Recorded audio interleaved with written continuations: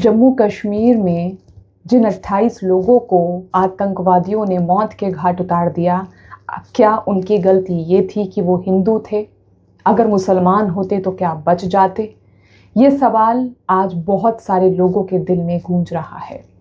28 लोगों की जो मौत हुई है, इससे पूरा देश हिल गया है। आज कोई भी व्यक्ति जम्मू कश्मीर नहीं जाना चाहता। 28 लोगों में जिनकी मौत हुई है, विनय नरवाल जो हरियाणा के लेफ्टिनेंट थे, उनकी बहन सीएम से, हरियाणा के सीएम से रोते रोते बिलखते चिल्लाते ये पूछ रही है कि मेरे भाई को क्यों नहीं बचाया गया। आज अगर अब ये बहन एक मुख्यमंत्री से ये सवाल कर रही है तो शायद वो गलत नहीं है। बहन का कहना है कि मेरा भाई 1.5 घंटे तक तड़पता रहा, क्यों नहीं उसे बचाया गया? अगर वक्त पर जवान पहुंच जाते, वक्त पर उसको ट्रीटमेंट दे दिया जाता तो शायद मेरा भाई आज बच जाता। देखिए वीडियो। कोई नहीं आया वहाँ पे 1.5 घंटा, वो जिंदा था तब तक कोई नहीं आया वहाँ पे। अगर कोई आर्मी होती तो मेरे को बच सकता था।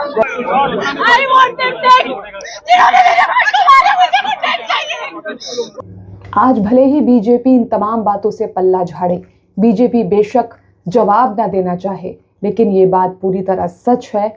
आम जनता जो बोल रही है कि सुरक्षा में चूक हुई है, सुरक्षा में इतनी भारी चूक हुई कैसे? जम्मू कश्मीर जो पर्यटन स्थल के तौर पर विकसित हो रहा है, धीरे धीरे लोग वहां जाना शुरू कर रहे हैं और 370 हटने के बाद कितनी बड़ी घटना ये हुई है जिसने सबको झकझोर के रख दिया है, वो शायद किसी से छिपा नहीं है। चूक हुई क्यों? जब पर्यटक वहां मौजूद थे, 370 हटने के बाद में जब सरकार ने इतने बड़े बड़े दावे किए थे कि सुरक्षा व्यवस्था होगी, ये होगा वो होगा, ये सारी बातें कहाँ चली गईं? क्यों पर्यटकों की सुरक्षा का जिम्मा सैनिकों ने नहीं उठाया? अब तो बीजेपी उमर अब्दुल्ला को लेकर भी सवाल नहीं कर सकती, क्योंकि ना तो अमित शाह ने उनको बैठक में बुलाया और ना उनके हाथ में वहाँ की सुरक्षा व्यवस्था का जिम्मा है। जिसके हाथ में है वो जवाब क्यों नहीं दे रहा? क्यों नहीं लोग पूछें आपसे कि आखिर ये चूक हुई कैसे? विनय नरवाल की बहन ये कह रही है कि जब आतंकवादियों ने उनके भाई को मारा, 1.5 घंटे तक वो जिंदा थे, वहां पर सुरक्षा बल मौजूद नहीं था। क्यों टाइम रहते लोगों को हॉस्पिटल की सुविधा नहीं दी गई, लोगों को ट्रीटमेंट नहीं दिया गया? आखिर इसके पीछे कारण क्या है? और सबसे बड़ी बात जो वहाँ के प्रत्यक्षदर्शी बता रहे हैं कि 20 मिनट तक ये खूनी खेल आतंक का वहाँ पर खेला गया और 20 मिनट तक क्या कोई भी सीमा का जवान, कोई भी पुलिस का जवान वहाँ नहीं आया? किसी को कोई खबर नहीं थी। आतंकवादी इतने माइंड से फ्री होके आए थे कि वो जा के पूछ रहे हैं कि तुम हिंदू हो या मुसलमान हो। अगर मुसलमान हो तो कलमा पढ़कर सुनाओ, नहीं तो गोली के शिकार हो जाओ। और आतंकवादी 28 लोगों को मौत के घाट उतार देते हैं और 17 लोग घायल हो जाते हैं। इतना टाइम होता है आतंकवादियों के पास? यानी कहीं ना कहीं ये सवाल तो उठता है कि आतंकवादी इस बात को जानते थे कि आसपास कोई पुलिस का जवान मौजूद नहीं है। 7 दिन पहले से वो उस जगह की रेकी करते हैं और किसी को कानो कान कोई खबर नहीं होती है। और फिर 22 तारीख की दोपहर में इस घटना को आतंकवादी अंजाम दे देते हैं। बड़ी आसानी से वो आते हैं, 20 मिनट तक गोलीबारी करते हैं, 28 लोगों को मौत के घाट उतार देते हैं और हमारे पुलिस का एक भी जवान वहाँ मौजूद नहीं होता। आज विनय नरवाल की बहन अगर ये सवाल कर रही है कि 1.5 घंटे तक मेरा भाई जिंदा था, क्यों ट्रीटमेंट नहीं दिया गया, उसका सवाल गलत कहाँ से है? मैं आप लोगों से पूछना चाहती हूँ। कानपुर के शुभम, उनकी क्या गलती थी? ऐशन्या से उनकी शादी हुई कुछ टाइम पहले, वो वहाँ पर अपनी पत्नी के साथ घूमने के लिए गए। उससे पूछा गया कि तुम हिंदू हो या मुसलमान हो, कलमा पढ़कर सुनाओ। जब वो नहीं पढ़ पाया तब ऐशन्या के सामने, उस पत्नी के सामने, उसके पति को मौत के घाट उतार दिया गया। जब पत्नी ये कहती है कि मुझे भी मार डालो, तो उनका कहना था कि नहीं, तुम्हें नहीं मारेंगे। अब तुम अपनी सरकार को जाकर ये बताओ, मोदी को जाकर ये बताओ कि हमने किया क्या है। अब आप समझ रहे हैं, सीधा सीधा यहाँ पर ये अटैक सरकार पर कर रहे हैं आतंकवादी। हिंदू मुसलमान को लेकर जो इतनी सारी बातें हो रही हैं, तो प्लीज़ इसमें फंस कौन रहा है? इसमें मर रहे हैं, इसमें कहते हैं ना गेहूं के साथ घुन पिसता है, इसमें पिस रहे हैं हम आम देशवासी। कितने राज्यों के लोग जम्मू कश्मीर में थे, महाराष्ट्र की बात करें, गुजरात की बात करें, कई राज्यों के लोग वहाँ पर मौजूद थे। हंसी खुशी अपने घर से निकले थे कि ठीक है 4-5 दिन का ट्रिप है, वापस अपने घर आ जाएंगे। लेकिन हाथ में क्या आया? सफ़ेद चादर में लिपटा हुआ उनका शव। आज सब परिजनों का रो रो के बुरा हाल है। गोदी मीडिया सवाल क्यों नहीं पूछ रहा है सरकार से? आपको पता है गोदी मीडिया के तो ये हाल है कि गोदी मीडिया हाय हाय यहाँ से भागो, जम्मू कश्मीर में नारे लगाए जा रहे हैं। नहीं यकीन आता तो इस वीडियो को देख लीजिए।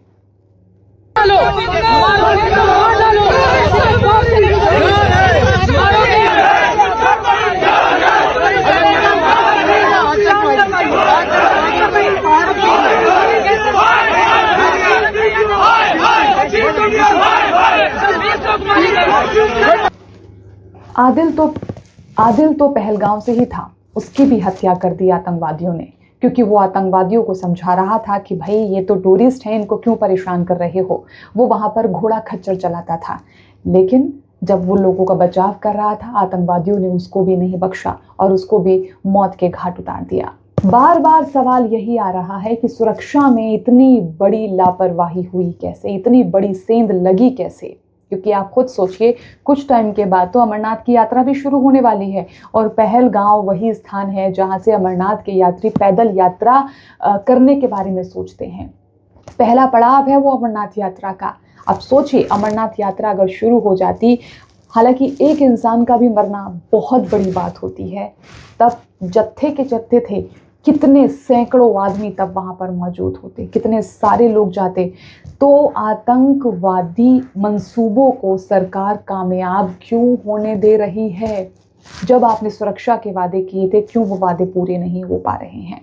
लेकिन एक दूसरे पर कि राहुल गांधी अमेरिका में क्या कर रहे हैं, राहुल गांधी क्यों नहीं आए? अरे भाई, राहुल गांधी अमेरिका में है तो प्रधानमंत्री मोदी भी तो विदेश के दौरे पर थे, उनसे किसी ने सवाल क्यों नहीं किया? ठीक है, वो वापस आ गए हैं, लेकिन उनकी तो बिहार में फिर से रैली है।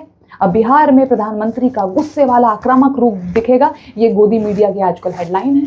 कर लो आप क्या करोगे, क्योंकि गोदी मीडिया तो ये दिखाना चाह रहा है, ये देखिए ये हो रहा है, वो हो रहा है। अरे भाई, उमर अब्दुल्ला को जब गृह मंत्री अमित शाह ने बैठक की थी, उनको क्यों नहीं बुलाया गया? आप इन तमाम चीज़ों पे उनको नज़रअंदाज कर देते हो, लेकिन जब ठीकरा फोड़ने की बारी आती है तब उनका सर होता है। तो ये बीजेपी की बहुत अच्छी चाल है। ये कोई पहली बार नहीं है जब ये अपनी गलतियों का ठीकरा लोगों के सर फोड़ते हुए आए हैं और उसका खामियाजा भुगतना पड़ता है उन जैसे 28 लोगों को, और न जाने कितने सारे लोगों की बलि दी जा चुकी है, दी जाएगी। क्योंकि पुलवामा को भी हम नहीं भूले हैं, कितने सारे लोगों ने, बड़े बड़े पदों पर तैनात लोग थे जिन्हें बीजेपी पर सीधे सीधे सवाल उठाए थे, लेकिन आज तक एक भी सवाल का जवाब नहीं मिल पाया है। क्या हुआ उन लोगों का, उन सैनिकों का जिन्होंने पुलवामा में अपनी जान गंवाई, शहीद हो गए देश के लिए, लेकिन हाथ में क्या आया? 0 सन्नाटा। और उम्मीद हम ये करते हैं कम से कम इस बार कि इन 28 लोगों का बदला लिया जाएगा। ये जो आतंकी हमले हो रहे हैं, और अब तो नया ट्रेंड चालू हो गया है, तुम हिंदू हो कि मुसलमान हो ये बताओ। यानी इस देश में अब हिंदू होना गुनाह हो गया है। हिंदू और पाकिस्तान को लेकर, भारत पाकिस्तान को लेकर, हिंदू मुसलमान को लेकर जो इतनी नफरत फैलाई जा रही है, ये कितनी सच है, ये कितना सही है? हम मानते हैं सबका अपना धर्म है, हर धर्म की इज्जत की जानी चाहिए, लेकिन ये हिंदू और मुसलमान आज से तो नहीं रह रहे हैं।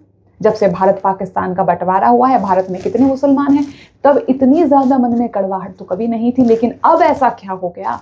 क्यों हिंदू मुसलमान पूछ पूछ कर आतंकवादी गोलियां दाग रहे हैं? काम करना होगा, सबको एक होना होगा और सरकार से जवाब मांगना होगा। अमित शाह की इस फोटो को भी आप लोग बहुत गौर से देखिए।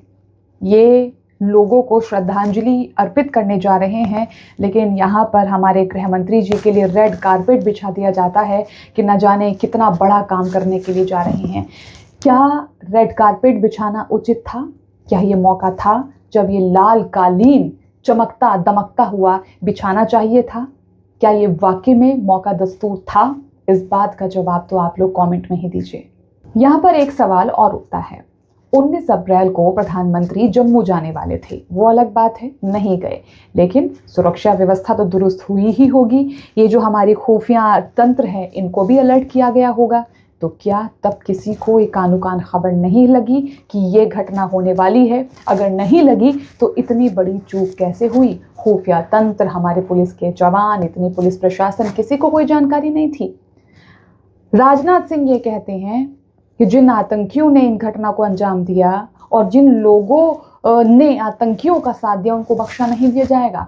यानी कि आप भी ये बात जानते हैं कि घर का भेदी लंका ढाए, कोई ना कोई है मिला हुआ, किसी के पास कोई व्यवस्था नहीं, कोई इन्फॉर्मेशन नहीं, और 20 मिनट तक गोलीबारी बड़ी आराम से होती है, जैसे कोई आदमी जो है शॉपिंग करने जा रहा है। ठीक है, टाइम ही टाइम में आतंकवादियों को भी इस बात की जानकारी थी कि कोई नहीं है आसपास,